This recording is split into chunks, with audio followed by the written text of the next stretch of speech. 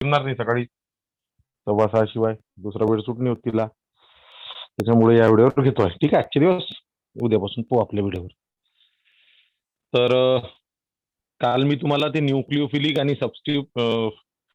Electrophilic reaction सांगितलंय. ठीक आहे, जर बेन्झिन रिंगचा जर फक्त हायड्रोजन रिप्लेस होत असेल तर हायड्रोजन रिप्लेस होऊन त्याच्या ठिकाणी कोणताही ग्रुप येत असेल, ब्रोमीन म्हणा, क्लोरीन, कुणी पण, तर त्याला म्हणायचं इलेक्ट्रोफिलिक. इलेक्ट्रोफिलिक बरोबर आहे. आणि जर समजा फंक्शनल ग्रुप चेंज होत असेल तर त्याला काय म्हणायचं, न्यूक्लिओफिलिक. एवढं लक्षात ठेवायचं, हे महत्वाचं काम आहे बरं, अति महत्वाचं. नेक्स्ट आपल्याला पाहायचं आहे रिॲक्शन, सांगतोय मी तुम्हाला. तर इलेक्ट्रोफिलिक सबस्टिट्यूशन लिहिलं होतं का तुम्ही? काय लिहिलं होतं मला सांगा. सर न्यूक्लिओफिलिक रिएक्शनच लिहिली होती फक्त. न्यूक्लिओफिलिक लिहिलं होतं, इलेक्ट्रोफिलिक तुम्ही लिहून देणार. हा, अच्छा, म्हणजे ते डिस्क्रिप्शन लिहिलं होतं. लिहिलं सर. अरे बाबा, शॉर्ट रिएक्शन झाली. बरं, त्याच्या अच्छा, ठीक आहे. चला आता खाली लिहायचं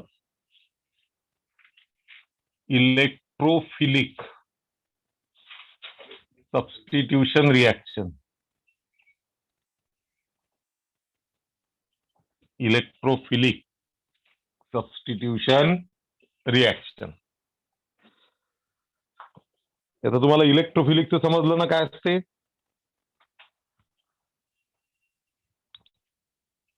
हो सर. त्याच्या खाली लिहा आता तुम्ही, when arene is treated with when arene is treated with when arene is treated with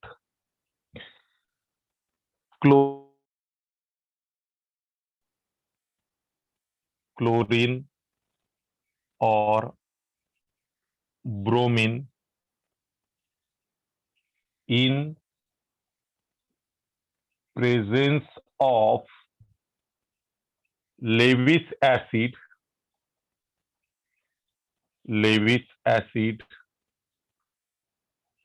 such as anhydrous AlCl3 or FeCl3 or Fe,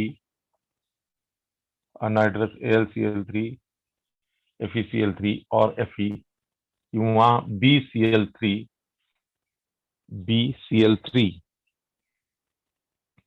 undergo electrophilic substitution,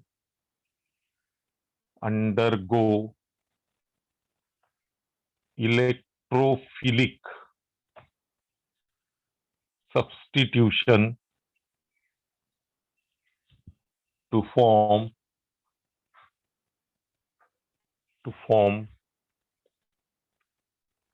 corresponding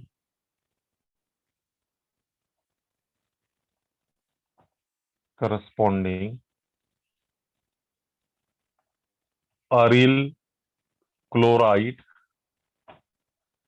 or aryl bromide. Aryl chloride और aryl bromide. Okay, तर आपण दोघांचं एक एक example घेऊ.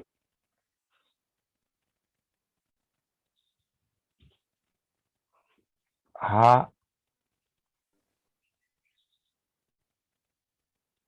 सांगायचं नाव काय रे? Toluene. हा, टोलुइन.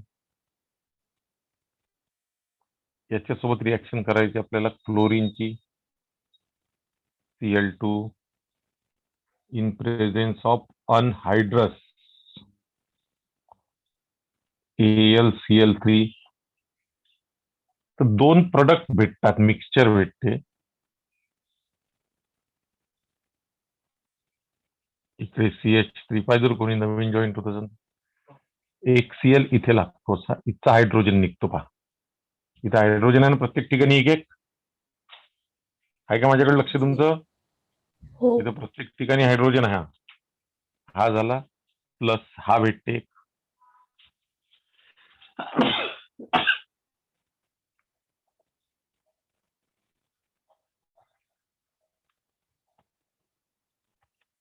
CH3 आणि इथे Cl. आता याचं नाव पहा काय. ही पोझिशन काय सांगितली होती तुम्ही त्याला? हा 1 कन्सिडर करायचा तर हा 2. काय सांगितलं होतं? Ortho ortho. इथे ऑर्थोवर क्लोरीन आहे ना, आणि टोलुईन. Ortho chloro टोलुईन. आणि ही पोझिशन काय असते? Para. Opposite. Para chlorotoluene plus. आता पहा प्लस काय, इथचा एक हायड्रोजन आणि इथचा एक हायड्रोजन, 2 हायड्रोजन गेले म्हणून ट्वाईस H2 HCl. H2O कुठून आला त्याच्यात? ओ दिसते तरी आहे काय? म्हणजे आता किती Cl लागेल तुम्हाला? टोटल 4, नंतर 2 आणि इथं पण काय 2. तर हे जे मिक्सचर आहे ऑर्थो डेरिव्हेटिव्ह आणि पॅरा डेरिव्हेटिव्ह, म्हणजे ऑर्थो प्रोडक्ट पॅरा प्रोडक्ट, हे इझिली सेपरेट होऊ शकतात, कारण की यांच्या बॉइलिंग पॉइंट मध्ये खूप मोठ्या प्रमाणात डिफरन्स असतो, म्हणून ते इझिली सेपरेट केले जाऊ शकतात. तर आता लिहिलं कुठं? रिॲक्शन लिहिली का तुम्ही? रिॲक्शन लिहिली का?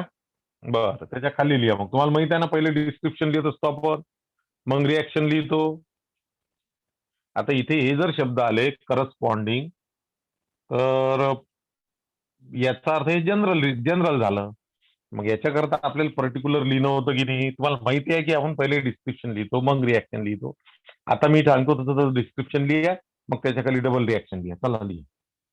Wien toluene is treated with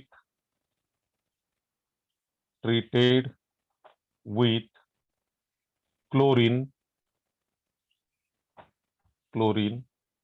in presence of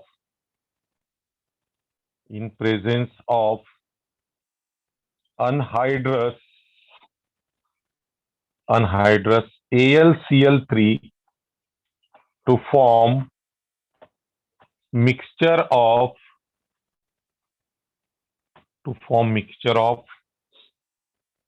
orthochlorotoluene and parachlorotoluene.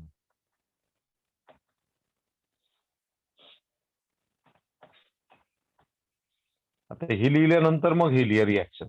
पहिले डिस्क्रिप्शन लिहा, आफ्टर दॅट ती रिॲक्शन लिहा.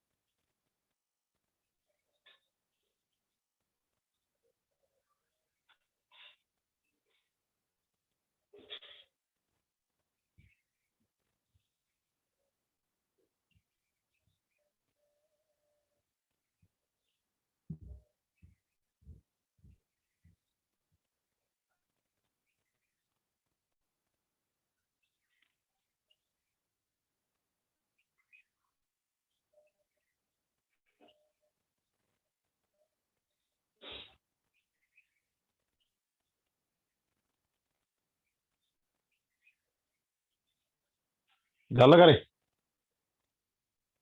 Yes sir. आता असंच दुसरं एक्झाम्पल 2 वरचं वाटल्यास मी मोडून टाकतो.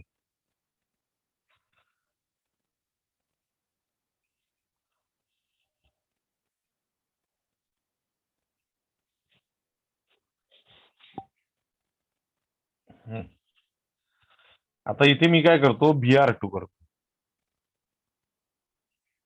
आणि अनहायड्रस AlCl3च्या ठिकाणी FeCl3 चालते किंवा Fe इन डार्क हे पण चालते, पहिल्या याच्यातही चालते हे, त्याच्यामुळं काही लोड नाही. इथं Br आणि इथे पण Br, तसं सेम रिॲक्शन, काहीच नाही, फक्त Clच्या ठिकाणी ब्रोमीन. आता याचं नाव तर टोलुईन राहीनच, हा ब्रोमीन आहे, बरोबर. आता इथे काय येईल सांगा बरं मला, ऑर्थो ब्रोमो टोलुईन, आणि हा काय होईल,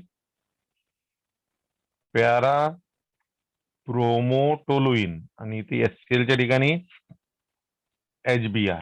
मग आता काय होईल, पहिले डिस्क्रिप्शन घ्या. When toluene is treated with bromine, लिहित आहे ना तुम्ही, इन प्रेझेन्स ऑफ अनहायड्रस AlCl3 आपण काढून टाकू, आता वेगळ्या याच्यात वेगळं करू, ठीक आहे. In presence of Fe in dark to form mixture of ortho bromotoluene, लिहा पटपट, ortho bromotoluene and para bromotoluene, आणि मग ही रिॲक्शन लिहा.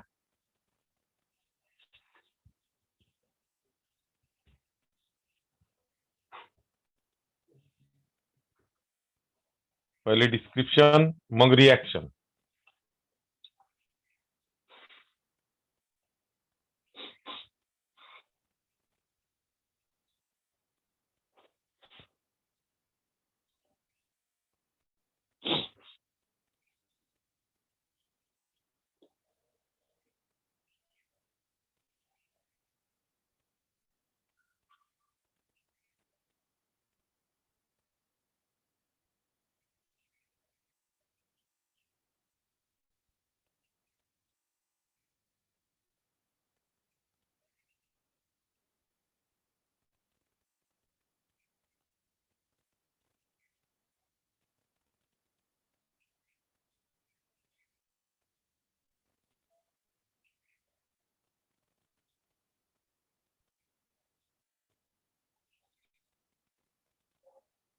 झालं का?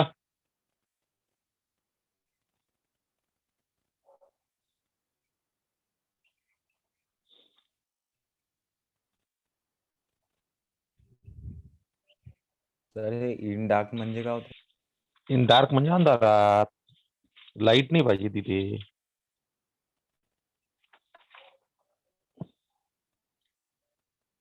लाईट असला त्याचा इफेक्ट होते ना, UV चा. म्हणून मग हो सर. तर लाईट एक एनर्जी आहे ना रे, light is a form of energy, त्याच्यामुळे त्याचा इफेक्ट होते, म्हणून तिथे लाईट मध्ये ते जमत नाही. पण जसं काही काही मेडिसिन अशी असते की जे आपण कुठेही ठेवतो, काही प्रॉब्लेम नाही, पण काही मेडिसिन आणल्यानंतर पहा ते फ्रीज मध्येच ठेवा लागते, बरोबर आहे की नाही. हो. हा, तर मग त्या याचा अर्थ काय होते की ते जे हीट राहते, गरमी, त्याचा त्या औषधावर परिणाम पडतो, त्याचे कॅरेक्टर बदलतात, म्हणून ते थंडीत ठेवा लागते. तसंच हे आहे. आता एक कोविड वॅक्सिनचं चालू आहे. कोविड वॅक्सिन 2 डिग्री पासून 6 डिग्री पर्यंतच ठेवतायत, त्याच्यावर टेम्परेचर गेलं की मग तो इफेक्ट होते तिच्यावर. पटलं बोल ना.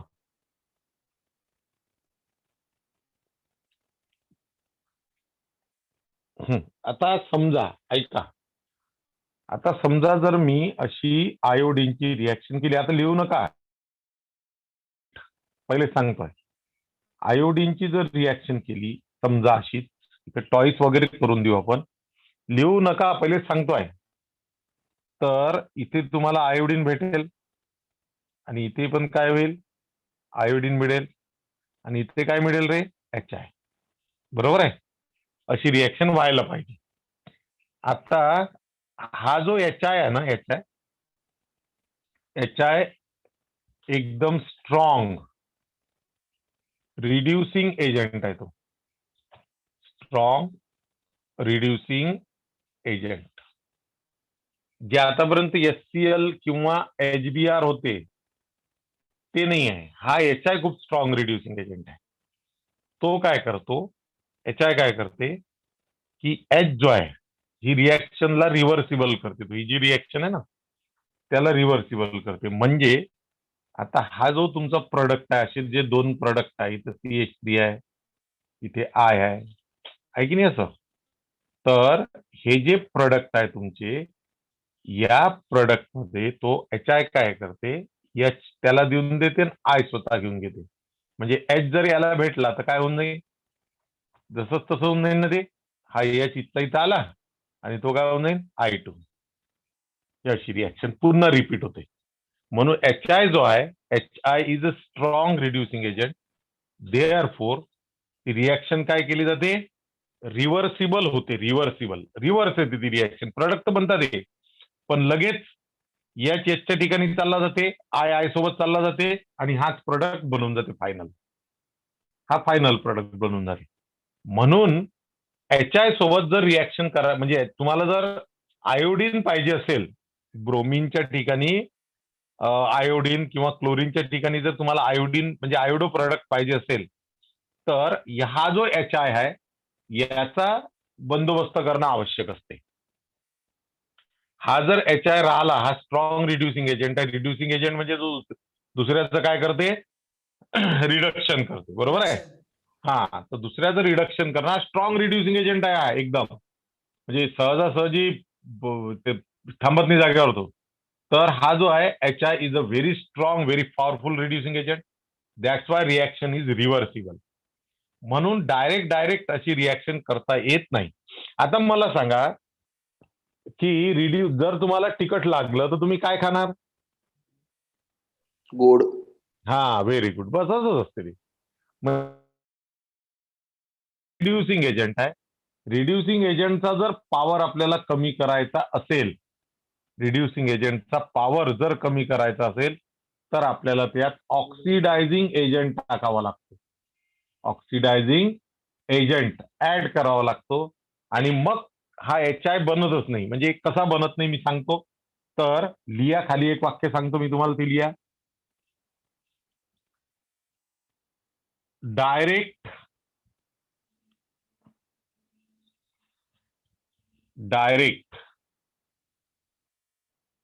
iodination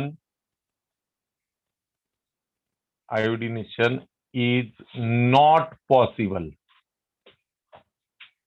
because HI form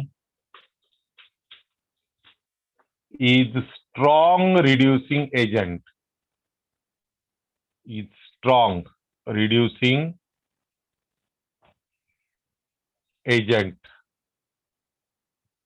Therefore, reaction is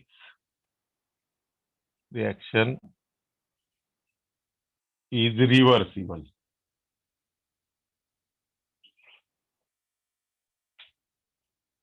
end करा, एंड रिॲक्शन इज रिव्हर्सिबल. म्हणून आता आयोडिनेशन, देअरफोर करा खाली, therefore iodination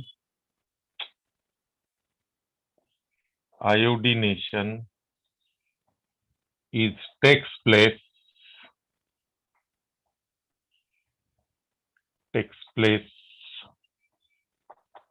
in presence of oxidizing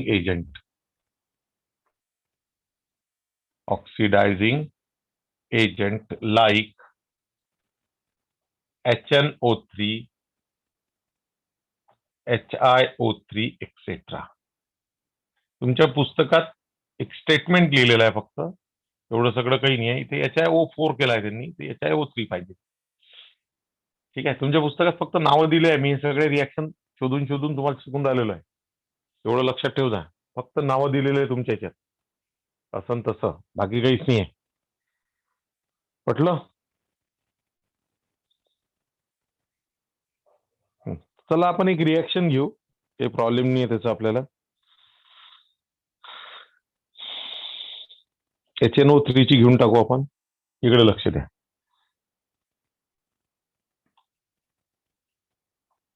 हा झाला टोलुईन. आता पुस्तकात रिॲक्शन नाही आहे बरं, मी सांगून राहिलो तुम्हाला माझ्या मनाने. Toluene plus I2 in presence of, इथे आता HNO3 प्लस, इथे असंच लिहायचं HNO3 डायरेक्टली. ठीक आहे, नायट्रिक ऍसिड. तर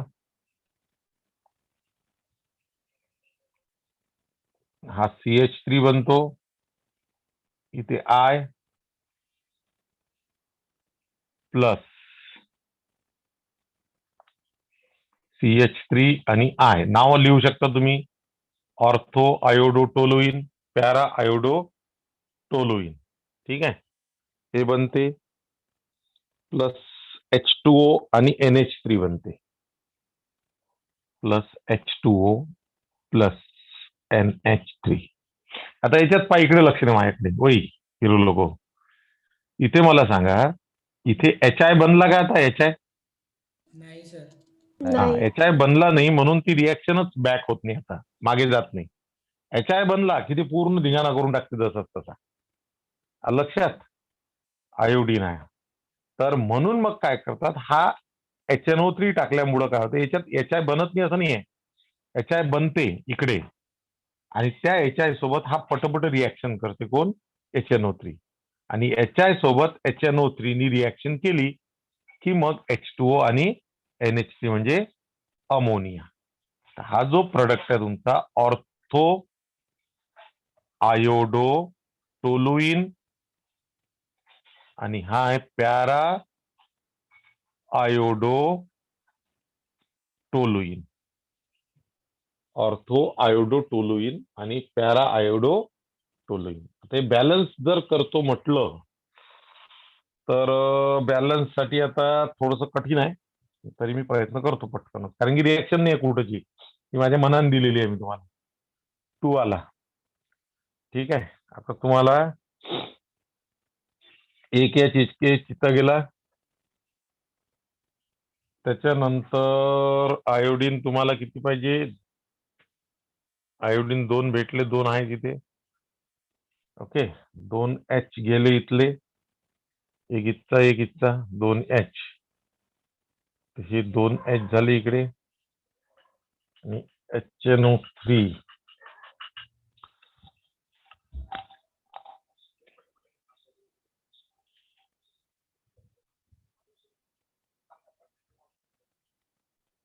आता. बरं ठीक आहे, तर एक काम करू, फालतू याच्यात वेळ असा वाया घालवल्यापेक्षा मी याला बॅलन्स करून घेईन, मग तुम्हाला लिहून देईन, चालेल? हो सर. हा, कारण की आता त्याच्यात वेळ जाईल ना, मग होऊ शकते असं काही नाही आहे. 3 आणि 2 5, 5 H पाहिजे तुम्हाला, त्याच्यातला एक इथे आहे, तर याच्यातून 2 निघाले, इथचा एक, 2 गेले. ठीक आहे, 2 गेल्यानंतर 3, इथं जर 3 केले, N पण 3 झाले, ते वाढत जाईल ना, ती गडबड होत जाईल ती. ठीक आहे, बरं ठीक आहे, नंतर पाहतो मी त्याला, कारण की ते इतकं सहजासहजी होणार नाही ती रिएक्शन. बॅलन्स मी करतो त्याला, ते तुम्हाला लिहून देतो. मग तर तुम्ही आता ही रिएक्शन लिहून टाका डायरेक्ट. Sir description. झालं ना, आलं ना त्याच्यात, ते मगाशी 2-2 याचं लिहिलं ना, क्लोरीनचं लिहिलं, ब्रोमिनचं लिहिलं. बरं, याच लिहिलं. चला, आता हे वर आहेच ना तसं, iodination is express in presence of oxidizing agent like. झालं ना, लिहून टाका रिएक्शन डायरेक्ट. चला, किती वाजले रे, किती वेळ आहे? 10 मिनिट आहे ना, चला घ्या रे, लवकर लवकर घ्या रे.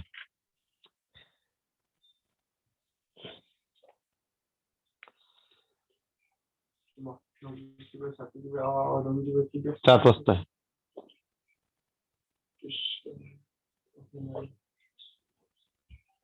झालं का?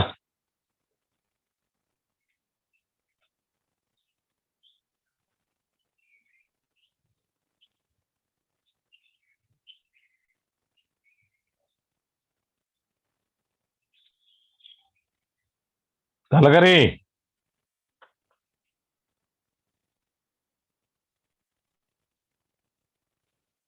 हा.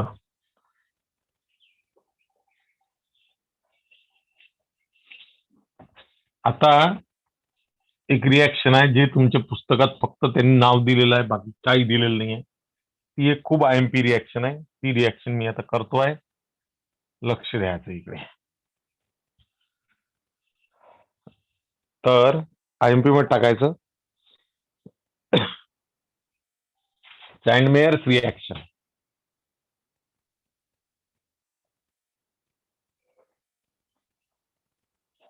सँडमेअर्स रिॲक्शन.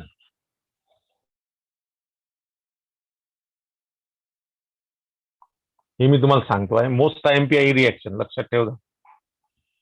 एकदम important.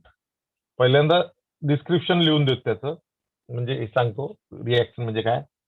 Replacement of diazonium group. Replacement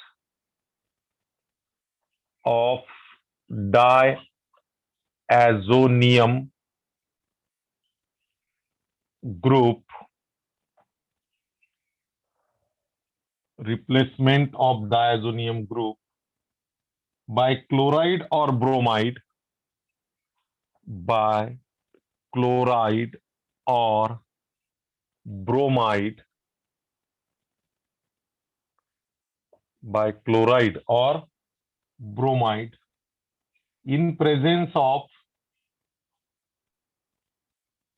chloride or bromide using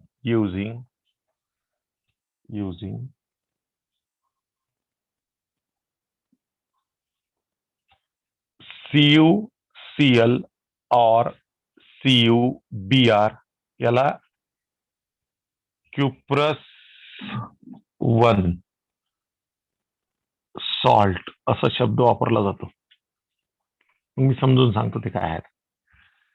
by using CuCl or CuBr it's called as Sandmeier's reaction.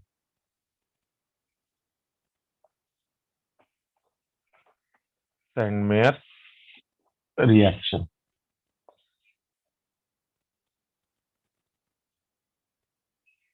झालं.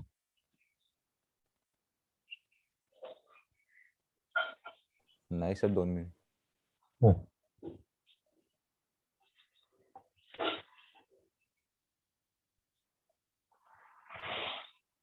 Replacement of diazonium group by chloride or bromide using CuCl or CuBr म्हणजे cuprous 1 salt. It's called as Sandmeier's reaction.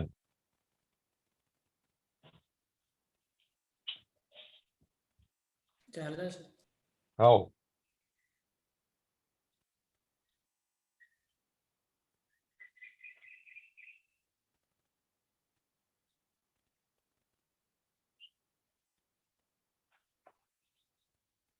आता पहा कसं असते. आता याच्यात काही शब्द आले जसं डायझोनियम आहे. ठीक आहे. तर आता पहिल्यांदा आपल्याला नायट्रस ऍसिड बद्दल पाहायचं आहे. Nitrous acid. नायट्रस ऍसिड म्हणजे काय असते, त्याचा फॉर्म्युला असते HNO2. हा झाला नायट्रस ऍसिड. ओके. आणि हा खूप मोठ्या प्रमाणात अनस्टेबल आहे. हायली अनस्टेबल, म्हणून हा बनवून नाही ठेवता येत. लक्षात. म्हणून मग काय करतात, जेव्हा रिॲक्शन केली जाते, जेव्हा याची गरज असते HNO2 ची, जेव्हा गरज असते तेव्हा NaNO3 सोडियम नायट्रेट आणि HCl यांची रिॲक्शन करतात. सोडियम नायट्रेट आणि HCl ची काय करतात, रिॲक्शन करतात आणि HNO2 तयार होते. पहा HNO2. ठीक आहे. NaNO3 नाही, NaNO2 असेल. एक मिनिट थांबा, चेक करू द्या थोडं.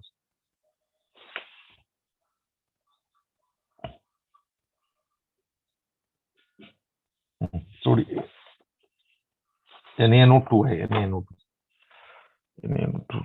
हा नायट्राइट, सोडियम नायट्राइट. आता याच्यापासून NaNO2 जो आहे याच्यातला NO2 निकडता H, तर याच्यापासून तयार होते तुमचा HNO2 आणि HCl. हा जो HNO2 आहे याचं नाव आहे नायट्रस ऍसिड. Nitrous acid.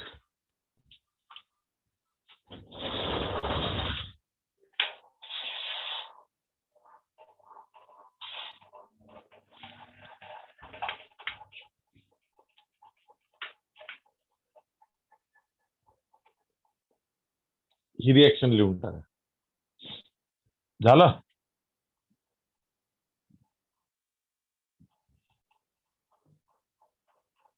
झालं काय? झालं सर. हे तर इझी आहे. आता याच्यात शब्द आला पुन्हा एक डायझोनियम. तर डायझोनियम काय असते ते पहिले लक्षात घ्या. आता तर ऍझो जो शब्द आहे ऍझोचा अर्थ होते नायट्रोजन. ऍझोचा अर्थ काय होते? नायट्रोजन. नायट्रोजनला आपल्या केमिस्ट्रीमध्ये ऍझो ग्रुप म्हणतात. मग डाय ऍझो नियम म्हणजे काय असते की हा नायट्रोजन दुसऱ्या नायट्रोजनला अटॅच असतो आणि एकावर पॉझिटिव्ह चार्ज असतो. याला म्हटलं जाते डाय म्हणजे दोन, ऍझो म्हणजे नायट्रोजन, दोन नायट्रोजन आणि एका नायट्रोजनवर पॉझिटिव्ह चार्ज, म्हणजे ते झालं डायॲझोनियम. काय झालं? डायॲझोनियम. लक्षात? तर हा जो ग्रुप असते त्याला म्हटलं जाते डायॲझोनियम ग्रुप. तर आता मी याची पटकन तुम्हाला रिॲक्शन सांगतो. लवकर लवकर इकडे लक्ष द्या. आता लिहिजा नका कोणीच, काही एवढं झालं असं लिहून. तर लवकर घ्या, 2च मिनिटं राहिलेले आहे म्हणते. ठीक आहे. आता पहा, ही बेन्झीन रिंग, याला NH2 असं जर असेल तर याचं नाव ॲनिलीन. ठीक आहे. याच्यासोबत आपल्याला रिॲक्शन करायची आहे HNO2 ची. हा HNO2 तसा बनत नाही, NaNO2 प्लस HCl लागते. आताच बनवून दाखवला होता. ठीक आहे. याच्यापासून कंपाऊंड बनते. इकडे NH2 जसाच्या तसाच आहे. ठीक आहे. या पोझिशनवर N ट्रिपल बॉन्ड N याच्यावर पॉझिटिव्ह आणि Cl मायनस हा बनला. याचं नाव आहे बेन्झीन डायझोनियम क्लोराईड.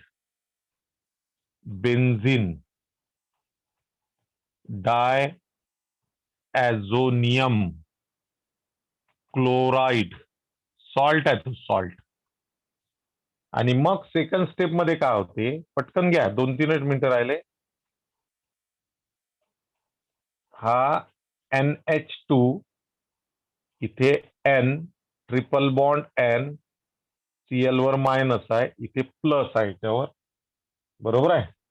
याच्यासोबत रिॲक्शन होते कोणाची? CuCl ची. आणि मग हे सगळं निघून जाते आणि इथे बेन्झीन रिंग आहेत. बरोबर काढत जा रे बाबा ही रिंग. ते NH2 आहे, इथे तुमचा लागून जाते Cl आणि इथे लागतो NH3. इकडे तयार होऊन जाते आपलं, सॉरी N2. इकडे N2 तयार होते, नायट्रोजन गॅस. हे 2N हा इथे लागून जातो. आणि हे एरोवर लिहिलं तरी चालते, असं काही नाही आहे. एरोवर लिहा CuCl. हा झाला तुमचा ऑर्थोक्लोरो ॲनिलीन. ऑर्थोक्लोरो ॲनिलीन बनला. तर अशा आहे रिॲक्शन. याला म्हणतात सँडमेअर रिॲक्शन. ठीक आहे. फक्त तुमच्या पुस्तकात माहिती आहे का, फक्त नाव दिलेलं आहे एवढं, असं एवढं मोठं असं ताल आहे त्याचा. तर याला अधिक उद्या डिस्कस करू आपण. आज जर पॉसिबल झालं तर संध्याकाळी याची इंटरनची बॅच राहील आज. दुपारी नाही जमणार, कारण की मला खूपच महत्वाचं काम आहे. तर मी संध्याकाळी एंट्रन्सच्या बॅचचा निरोप टाकले एंट्रन्सच्या ग्रुपवर. ठीक आहे. आता हे जेवढं होतं तेवढं लिहून टाका आणि मोकळं करा.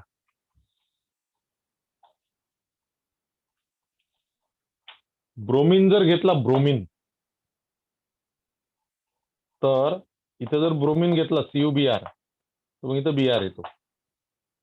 असो, किती वेळाने आहे का एखाद मिनिट? एखाद मिनिट एका मिनिटापेक्षा कमी संपला. ठीक आहे, चला.